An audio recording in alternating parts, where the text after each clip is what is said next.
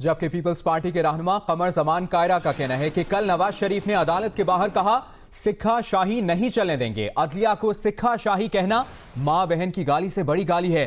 कमर जमान कायरा ने कहा कि एक ताकतवर गालियां दे रहा है और मोअज़्ज़िज़ जज साहिबान खामोश हैं। क्या अदलिया को इससे भी बड़ी गाली का इंतजार है? जज साहिबान गौर करें, आज खामोश रहे तो हर मुकदमे का फरीक गालियां देगा। कमर जमान कायरा का कहना था कि नवाज शरीफ की तहरीक के जवाब में भी तहरीक चली तो अनारकी फैलेगी।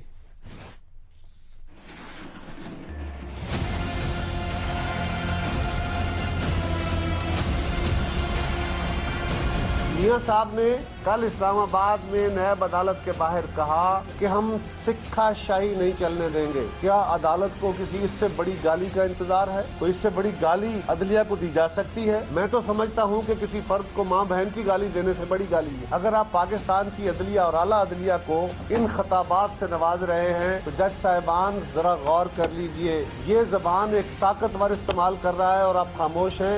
कल गली गली हर मुकदमे में आपके खिलाफ ये जबान इस्तेमाल होगी। ताकतवरों को ये जबान गालियां देने का इख्तियार आप दे रहे हैं और आम आदमी को एहतजाज का हक नहीं दे रहे। अगर आप कहते हैं कि कानून सबके लिए बराबर है तो फिर वो नजर भी आना चाहिए और वो हमें नजर नहीं आ रहा। फौजदारी जराइम में कौन सी कंडोनेशन ऑफ डिले?